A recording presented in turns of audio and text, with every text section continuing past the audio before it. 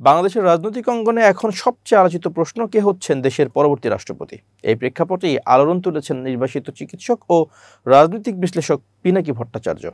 এক দীর্ঘ বক্তব্যে তিনি আক্রমণাত্মক ভাষায় বর্তমান রাষ্ট্রপতি মোহাম্মদ শাহাবুদ্দিন চুপ্পুকে ক্ষমতা থেকে সরানোর দাবি জানান এবং রাষ্ট্রপতির পদে বিএনপি চেয়ারপারসন বেগম খালেদা জিয়ার নাম প্রস্তাব করেন।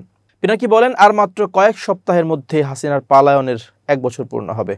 একই সঙ্গে আবু সাঈদের শহীদ মৃত্যুর বর্ষপূর্তিও চলে আসবে। এরপর একে একে আসবে শহীদের কাফেলা, ওয়াসিম, মুগ্ধ, ইয়ামিন, আনাস সহ আরও অনেকে। তিনি দাবি করেন, হাসিনাকে ক্ষমতা থেকে সরানো গেলেও তার ফ্যাসিবাদী শাসনের অবশেষ এখনও রয়ে গেছে। সেই অবশেষ সরাতে হলে দরকার নিরপেক্ষ ও সম্মানিত রাষ্ট্রপতি। তিনি অভিযোগ করেন, বর্তমান রাষ্ট্রপতি মোহাম্মদ শাহাবুদ্দিন চুপ্পু একজন বটতলার উকিল, হাসিনার পদধূলি নেওয়া কর্মচারী এবং এস আলম গ্রুপের সাবেক কর্মচারী। এ কারণেই তিনি বাংলাদেশের মতো রাষ্ট্রের সর্বোচ্চ পদে থাকার যোগ্য নন। পিনাকি দাবি করেন, এই রাষ্ট্রপতির অধীনে নির্বাচন হলে তা হবে একটি জাতীয় তামাশা।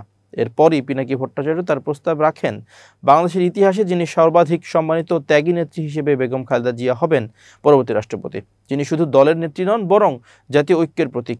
তিনি আরও বলেন, বেগম জিয়া আর নোবেল বিজয়ী প্রফেসর ইউনূস, এই দুই অভিভাবকের নেতৃত্বে নতুন বাংলাদেশের সূচনা হতে পারে। এই দুজন রাষ্ট্রের সর্বোচ্চ অভিভাবক হলে নির্বাচন হবে সত্যিকার অর্থে উৎসবমুখর এবং শান্তিপূর্ণ।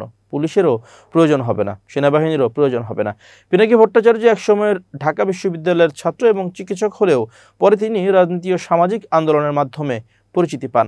সরকার বিরোধী কার্যকলাপের অভিযোগে তাকে দেশ ত্যাগ করতে হয় এবং বর্তমানে তিনি ফ্রান্সে অবস্থান করছেন। তার বক্তব্যগুলো ইউটিউব ও সামাজিক মাধ্যমে জনপ্রিয় হলেও প্রায়শই সেগুলোর ভাষা ও কন্টেন্ট নিয়ে বিতর্ক তৈরি হয়। বিশেষ করে রাষ্ট্রীয় গুরুত্বপূর্ণ পদ নিয়ে এ ধরনের বক্তব্যকে অনেকেই দায়িত্ব জ্ঞানহীন বলেও অভিহিত করেছেন। রাষ্ট্রপতি পদ নিয়ে বিতর্ক নতুন কিছু নয়, তবে পিনাকি ভট্টাচার্যের সাম্প্রতিক এই বক্তব্য আবারও একটি গুরুত্বপূর্ণ প্রশ্ন সামনে এনেছে।